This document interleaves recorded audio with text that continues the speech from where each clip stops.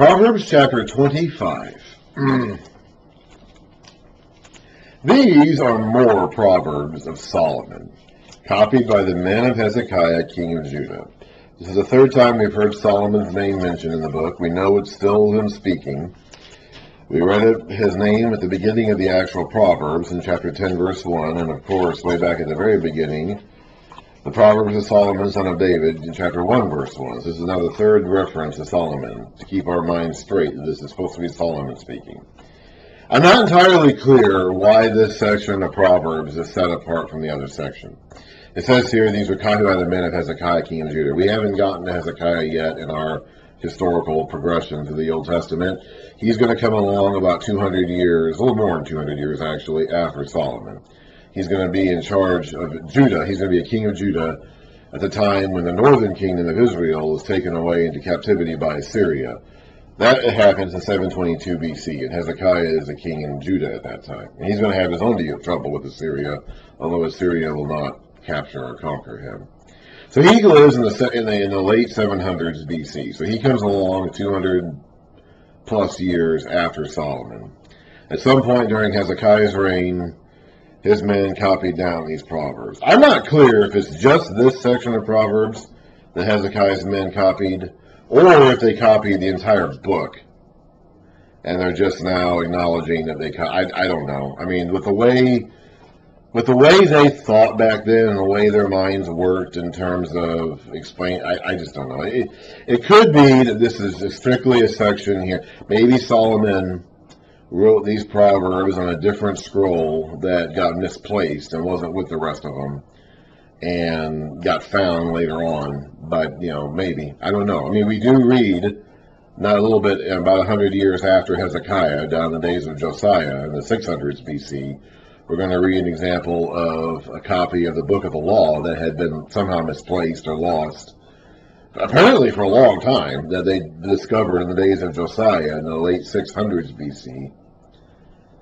that they hadn't known about for centuries. So we're going to read about something like that. So it could be that Solomon wrote these down maybe later in life on a scroll separate from the rest of them, and that scroll somehow got separated from the us, and it was put in storage, and they didn't find it for, I don't know. Or maybe this is a reference to that all these Proverbs were written down in the days of Hezekiah.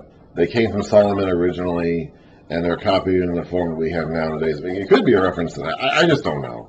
Okay, the way that their minds worked in terms of how to assign authorship is just different than ours. Just different than ours. They didn't necessarily think about it the way that we do. At any rate, these are Proverbs of Solomon, copied by the scribes of Hezekiah, 200 years plus after Solomon. That doesn't mean they didn't come from Solomon. It just means that they were copied in the form that we currently have them by men of Hezekiah. It is the glory of God to conceal a matter. To search out a matter is the glory of kings. So God lays this stuff out there, and it's up to the kings to figure it out. As the heavens are high and the earth is deep, so the hearts of kings are unsearchable. Remove the dross from the silver, and out comes material for the silversmith.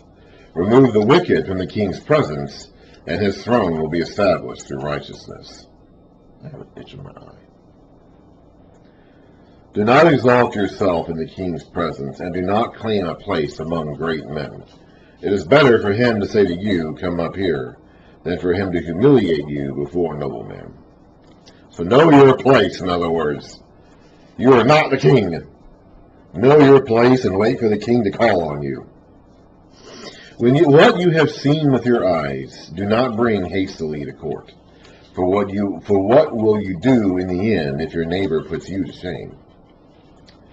If you argue your case with a neighbor, do not betray another man's confidence, for he who hears it may shame you, and you will never lose your bad reputation. Remember, they lived in an honor-shame society. And that was a state of being. Like, if you fell into a state of shame, that was just your bad reputation. Like, that's your state of being. You can lose your honor and fall into a state of shame. And we don't think that way. We live in a guilt-innocence society. But they lived in a shame, honor-shame society. So they had just a different way of thinking about these sorts of things. A word aptly spoken is like apples of gold in settings of silver. Like an earring of gold or an ornament of fine gold is a wise man's rebuke to a listening ear. Like the coolness of snow at harvest time is a trustworthy messenger to those who send him. He refreshes the spirit of his masters. You got to be able to trust in the guy that is acting in your name. These messengers would act, and we'll see this later on in times of warfare. These messengers would often act and speak with the authority of the king. So you wanted someone who was dependable to be able to do that. When these kings are coming upon Judah and all that, or the kings of Judah are sending their ambassadors, their emissaries out to other kings, and these messengers are authorized to speak in the king's name. They're giving a message straight from the king. They're speaking on behalf of the king, so they need to be dependable. And they're speaking to other kings, and they're talking about things that involve military action and potential large-scale invasions or sieges or things like that. So these men, these messengers, need to be reliable and dependable. The kings need to know that they can count on these guys to speak in their name accurately. Same thing with the prophets, and God sends the prophets to people. They're supposed to speak the word that God put in their mouths to speak, and that's it. The messengers for human kings are the same way. Coolness of snow at harvest time. It's not really supposed to snow at harvest time. I think what it's referring to here is rich people who would get people to go to the mountains and get snow and bring it back and use it as a way to cool themselves at harvest time. I don't think it's actually referring to actual snowfall at harvest time. It shouldn't be snowing at harvest time. But I think it's referring to rich people like Solomon who get people to go to mountaintops and and bring back snow, which can be used to refresh the workers or the kings at harvest time. Like clouds and wind without rain is a man who boasts of gifts he does not give. Through patience the ruler can be persuaded, and the gentle tongue can break a bone. If you find honey, eat just enough. Too much of it, and you will vomit. Seldom set foot in your neighbor's house. Too much of you, and he will hate you. A little of you goes a long way. Basically, don't wear out your hospitality. Don't wear out your welcome. Like a club or a sword or a sharp arrow is a man who gives false testimony against his neighbor. Like a bad tooth or a lame foot is reliance on the unfaithful in times of trouble. Like one who takes away a garment on a cold day, or like that's referring to taking someone's garment as collateral for a business deal. Or like vinegar poured on soda is one who sings songs to a heavy heart. If your enemy is hungry, If your enemy is hungry, give him food to eat. If he is thirsty, give him water to drink. In doing this, you will heap burning coals on his head, and the Lord will reward you. That's obviously not referring to literally putting burning coals on his head. It means if you show kindness to your enemy when he needs it, and he's not expecting it from you, you will cause him to be embarrassed and potentially get him to change his ways towards you. Even if that doesn't happen, even if he doesn't end up changing his mind about you and he's still your enemy, after you've shown him kindness and in his hour of need, the Lord will still reward you. As a north wind brings rain, so a sly tongue brings angry looks. Better to live in a corner of the roof, we've read this one before, than share a house with a quarrelsome wife. Like cold water to a weary soul is good news from a distant land. Like a muddled spring or a polluted well is a righteous man who gives way to the wicked. Now these people lived in a desert setting, and they had to go everywhere on foot, or maybe in some cases by camel or donkey, if they were wealthy enough to afford one. So they were dependent on these oases and these springs to be out there that had water for them along the way. But sometimes the springs or the wells could become polluted. The water could get fouled, in which case it was very bad. Not only, and It was harmful. The water became harmful then, plus they just didn't get any water. So not only is the water itself bad, now they don't have any water. And so they're still thirsty. And they can't drink this water because it's foul. So don't be like that. Don't be like someone who becomes foul and harmful. It is not good to eat too much honey, nor is it honorable to seek one's own honor.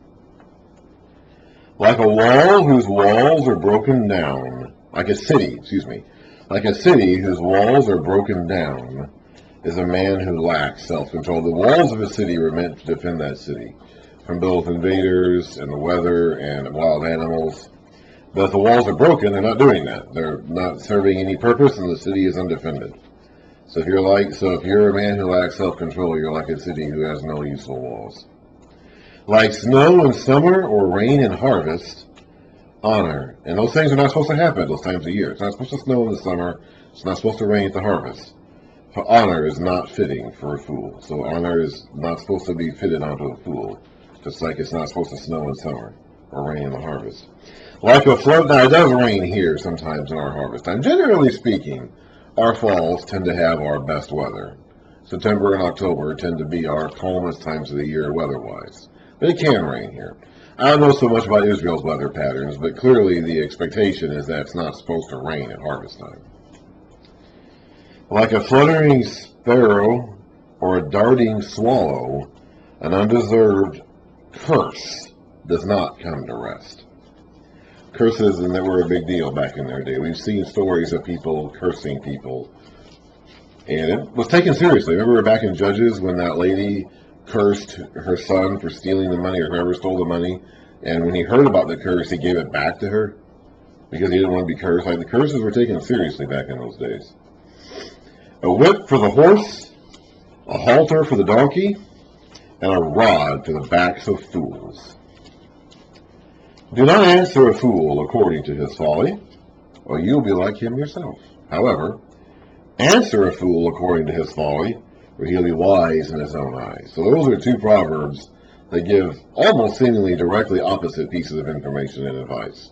So as I said before, from the beginning, none of these proverbs should we take to be 100% applicable in all situations we find ourselves in. In this case, we have two that directly can't both function at the same time. So you have to be discerning, be wise and discerning to know when to apply some of these rules and when not to. Or when to apply other rules or other proverbs, or follow these examples or these instructions. They don't always apply in every situation you're going to find yourself in.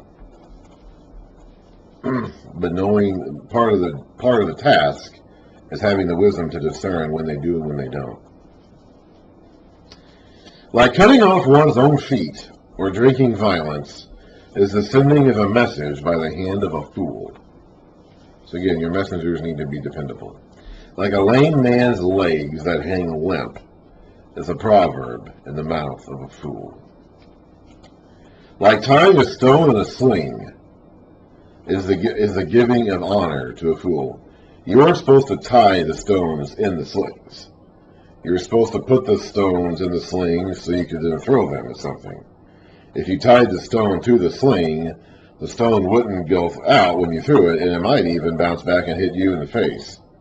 So don't do that. And don't give honor to a fool either. That'll just make things worse for both you and him. Like a thorn bush in a drunkard's hand is a proverb in the mouth of a fool. Like an archer who wounds at random, so just randomly shooting arrows any which way, is he who hires a fool or any passerby. As a dog returns to its vomit, so a fool repeats his folly. Do you see a man who is wise in his own eyes? There is more hope for a fool than for him. If you're wise in your own eyes, it means that no one can get through to you. It means that you think you've got it all figured out and you don't need to be told anything else by anyone. It's a dangerous place to be in. The sluggard says, there is a lion in the road, a fierce lion roaming the streets. That's his excuse to not do anything. As a door turns on its hinges, so a sluggard returns to his bed. The sluggard buries his hand in the dish. He is too lazy to bring it back to his own. We read about that one earlier, I think. I didn't think we did, but pretty sure we did. I read these to myself before reading them in the video, so it's like, I'm pretty sure we read that one earlier too, somewhere. But it could be that I just read this one to myself yesterday before going to bed, and maybe that's what I'm thinking of, so I don't really know. Anyway, it means he's so lazy, he puts his hand in the food dish and then just leaves it there. He doesn't even bother bringing the food back to his mouth to eat it. That's how lazy he is. The sluggard is wiser in his own eyes, so there's that imagery again, than 7 men who answer discreetly. Like one who seizes a dog by the ears is a passerby who meddles in a quarrel not his own. Like a madman shooting firebrands or deadly arrows is a man who deceives his neighbor and then says, I was only joking. Don't get away with it by just saying you're only joking. Our former president did that a lot, and that never helped. It never helped when he did that. We tend to do that. We say something stupid, we say something deceitful or crazy, and we try to back off of it and say, I was just joking. It doesn't help. Without wood, a fire goes out. Without gossip, a quarrel dies down. As charcoal to embers and as wood to fire, so is a quarrelsome man for kindling strife. The words of a gossip are like choice morsels. They go down to a man's inmost parts. Like a coating of glaze over earthenware are fervent lips with an evil heart. A malicious man, again, we're seeing it here very clearly. These proverbs are coming in clusters. We have several of them in a row that kind of refer to the same topic. A malicious man disguises himself with his lips, but in his heart he harbors deceit. Though his speech is charming, do not believe him. For 7 abominations fill his heart. It doesn't matter what these abominations are. It just means that 7 is a perfect number. It means that he's perfectly full of abominable things. His malice may be concealed by deception, but his wickedness will be exposed in the assembly. His sins are going to be found out eventually. If a man digs a pit, he will fall into it. If a man rolls a stone, it will roll back on him. A lying tongue hates those it hurts, and a flattering mouth works ruin.